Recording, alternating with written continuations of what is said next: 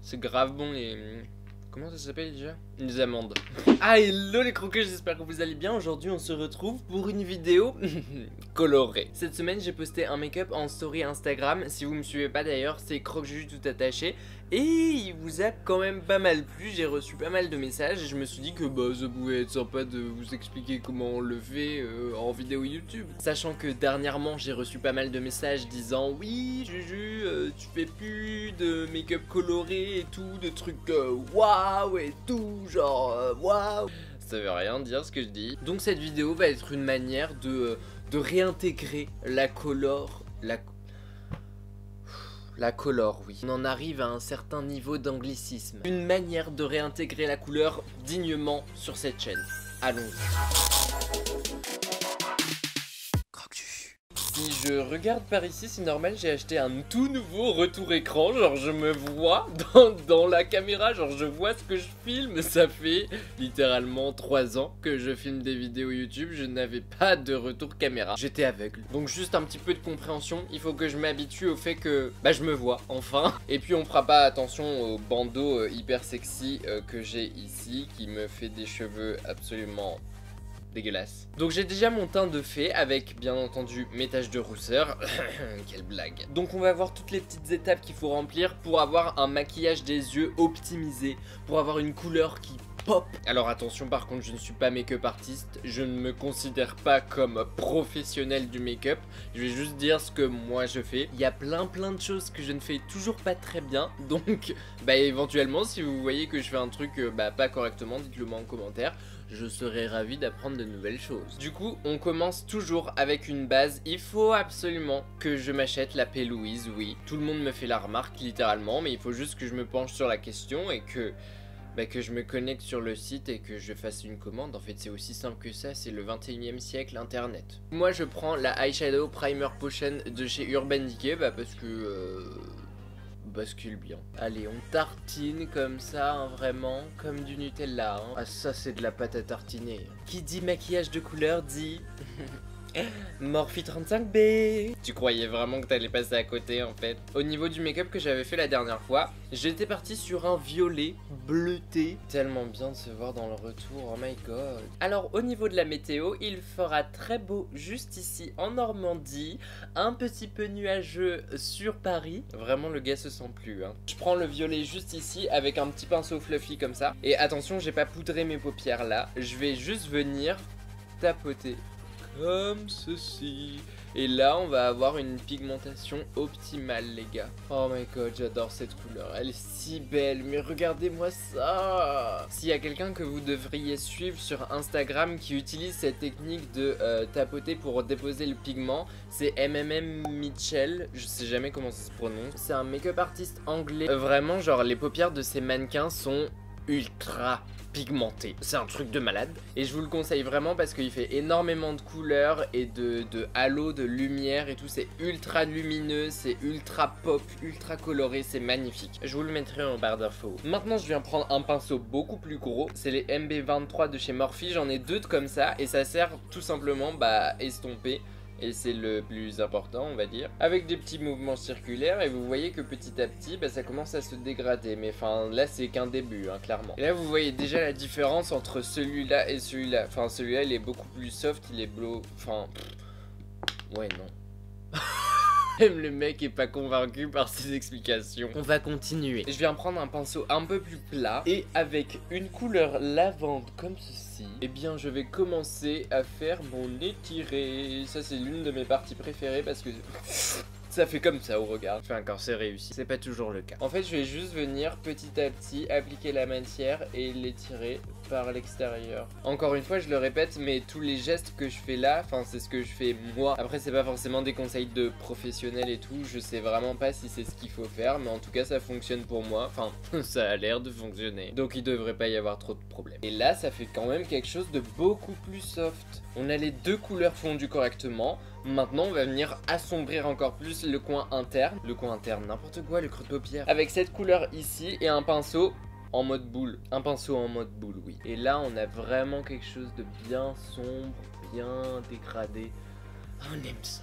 Bah écoutez, je pense qu'on peut passer au bleu. Je prends exactement le même pinceau que j'ai pris au tout début, comme celui-là. Avec cette couleur juste ici, ce bleu, il est vraiment genre magnifique. Et alors là, c'est simple, on va venir faire la même technique qu'on avait fait au début. On va venir tapoter en coin interne. Regardez-moi ça, c'est un truc de malade. Et petit à petit, bah, on va venir estomper le tout et le fondre dans le violet également. Et comme là je me rends compte que blender le bleu c'est un petit peu compliqué, je vais venir avec une couleur chair comme ça et on va entamer un estompage de l'autre côté. Bah il est où le pinceau? C'est pas possible que je perds encore mes pinceaux. Bon, là on va passer à une étape très critique.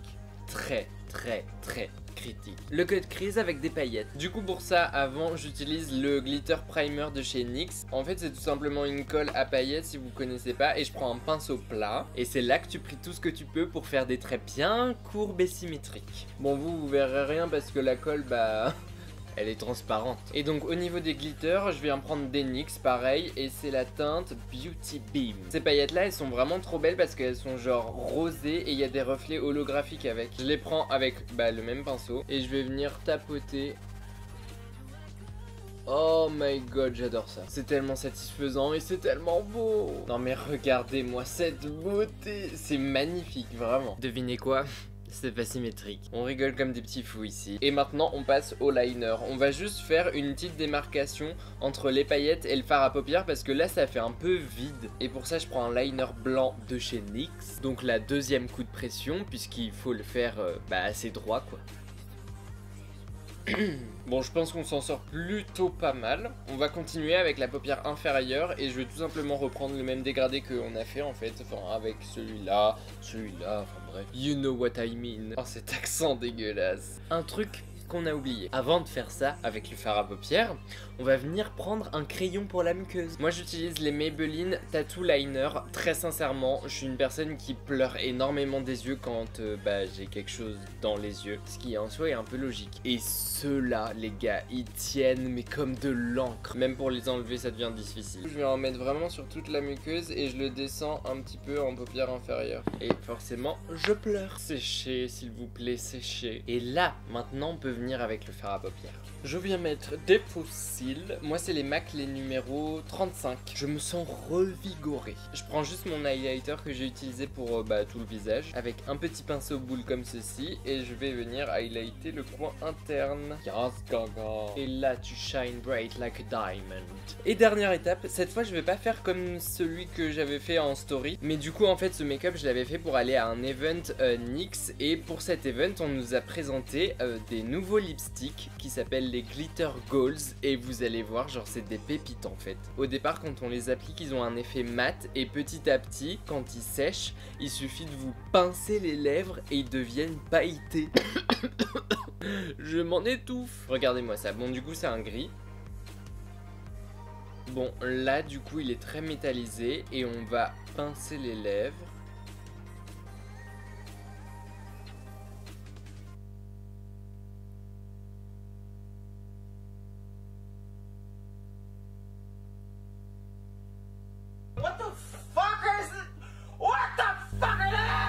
Que la différence est pas ouf non plus. Après peut-être qu'il faut le laisser sécher plus longtemps, mais très sincèrement de base c'est plutôt pas mal. Je vais juste mettre un petit gloss violet au centre. C'est vraiment genre la petite touche qui finit tout. Ah et voilà, les croquets, cette vidéo est désormais terminée. J'essaie de pas trop crier parce que il est un petit peu genre 4 h du matin.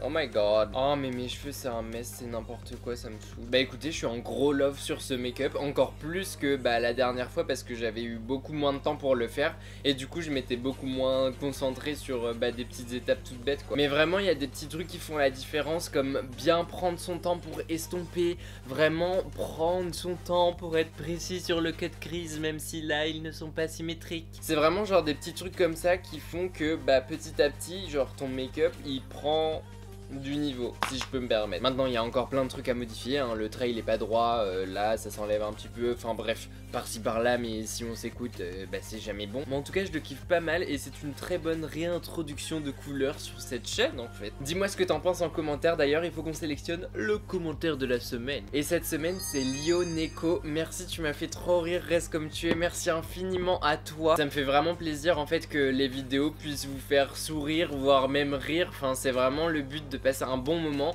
et de passer un moment positif surtout. En tout cas, je te fais plein de gros bisous et si toi aussi tu veux passer dans la vidéo de la semaine prochaine, n'hésite pas à commenter juste en dessous. Si c'est pas encore fait, abonne-toi à la chaîne, clique sur la petite cloche et suis-moi sur les réseaux sociaux, Instagram, Twitter, c'est Croque-Juge tout attaché. Sur ce, je crois qu'on se retrouve samedi prochain, 18 h, et en attendant, je vous fais plein de gros bisous.